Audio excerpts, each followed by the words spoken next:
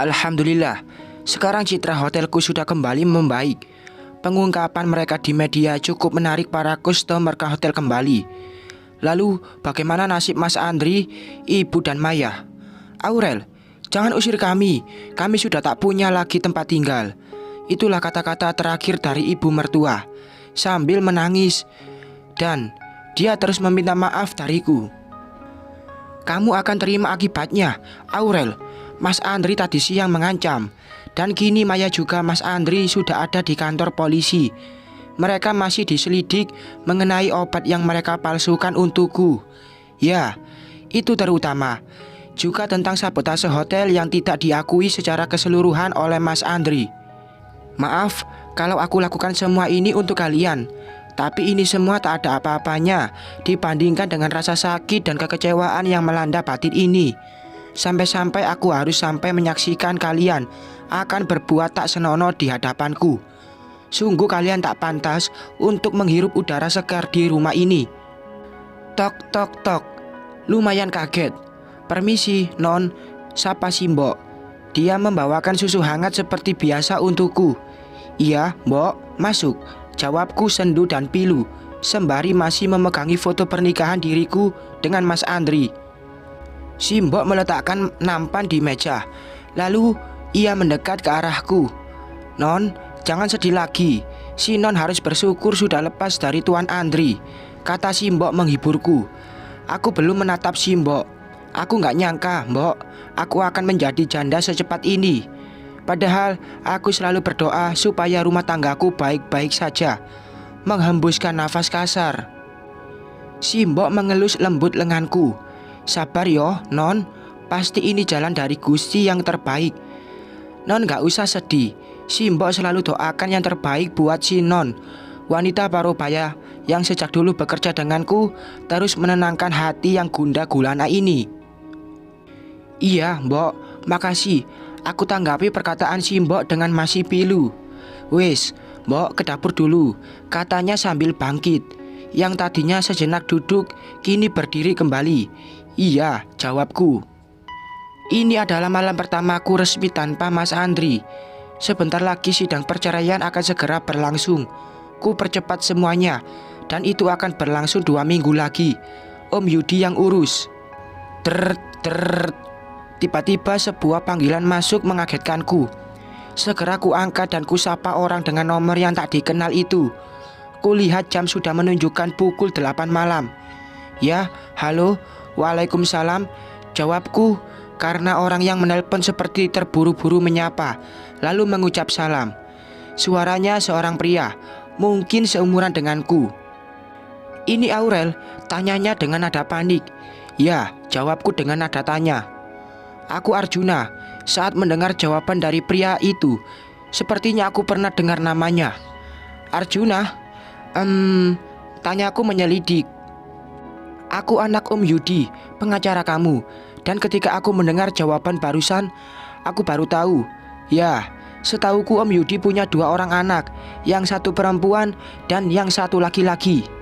Ya, ini Arjuna. Tapi untuk apa dia? Ya, memangnya ada apa? Tanyaku sejenak menghela nafas. Baru pertama kalinya anak dari Om Yudi menelponku. Bahkan kami pun tak pernah bertemu sebelumnya. Terdengar hembusan nafas di kejauhan. Aurel, papaku, Pak Yudi. Dek. Aku mulai merasa ada yang aneh dari suara pria itu. Nadanya seperti panik dan ketakutan. Dan kenapa perasaanku mulai tidak enak? Om Yudi kenapa? Tanyaku beranjak dari tempat tidur. Malah diam. Papaku meninggal. Dia baru saja mengalami kecelakaan hebat. Dan nyawanya tak bisa terselamatkan. Ada isak tangis di akhir kalimat. Dek. Nafasku tiba-tiba terhenti. Gemetar melanda seluruh tubuh ini. Dimulai dari kepalan tangan sampai bibir pun terasa keluh untuk menganga. Telapak tanganku spontan dada untuk mengatur nafas. Maksudnya Om Yudi meninggal. Shock, panik dan berharap ini semua hanya salah dengar saja. Iya, papaku meninggal. Kucubit kulit Ari sampai ringisan ini terdengar oleh telingaku sendiri. Ternyata benar. Ini bukan mimpi. Jelas jantungku kini berdegup tak karuan. Om Yudi. Di mana sekarang papa kamu? Tanyaku panik. Ada di rumah sakit Cipta Medika. Juna menjawab dengan lirih. Tut. Belum juga aku selesai bertanya, panggilan dari Arjuna sudah diakhiri.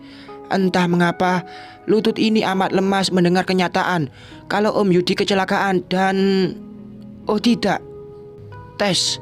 Air mata ini menetes, bahkan begitu cepat hingga jadinya bukan tetesan lagi, tapi luncuran. Hiks, Mbok, aku mulai bangkit walau tubuh ini terasa lemah. Sungguh sejak tadi memang perasaanku tak enak. Dan ternyata orang yang selama ini selalu melindungiku mengalami musibah. Bahkan kata anaknya, Om Yudi meninggal. Kurai tas dan juga kunci mobil, lalu berlari secepat mungkin. Aku benar-benar tak percaya. Baru tadi sore kami terakhir berjumpa saat menjebloskan Mas Andri dan juga Maya ke dalam jeruji besi. Dan sekarang, Om Yudi. Mbok, aku terus berteriak memanggil si Mbok dengan derai air mata. Kulihat si Mbok lari menghampiriku dari bawah tangga. Iyo, Non, si Mbok datang, jawabnya sambil berlari. Mbok, aku mau ke rumah sakit. Om Yudi, Mbok, Om Yudi meninggal. Suaraku mulai menghilang. Bagaimanapun juga selama ini Om Yudi begitu baik padaku. Om Yudi, Pak Yudi mana, Non? Aku menyeret langkah si Mbok yang akan naik menjadi mundur kembali karena aku sudah lari menuruni tangga lebih dulu. Iya, pengacaraku, Mbok. Om Yudi, aku menegaskan dengan penuh derai air mata. Tak sabar langkah kaki ini ingin segera menuju rumah sakit.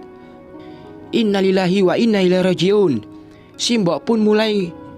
Dan ya, karena aku terlalu panik, sampai-sampai aku lupa mengucap kalimat demikian. Iks, innalillahi wa inna ilaihi rajiun. Om Yudi, ucapku dengan suara yang tak lantang karena masih tak menyangka. Mbok, aku akan ke rumah sakit. Mbok jaga diri di rumah, pesanku sembari izin pada si Mbok. Ini sudah malam, Non. Jangan kemana-mana. Si Mbok khawatir. Wanita yang sudah kuanggap sebagai seorang ibu itu pun mengutarakan rasa khawatirnya padaku.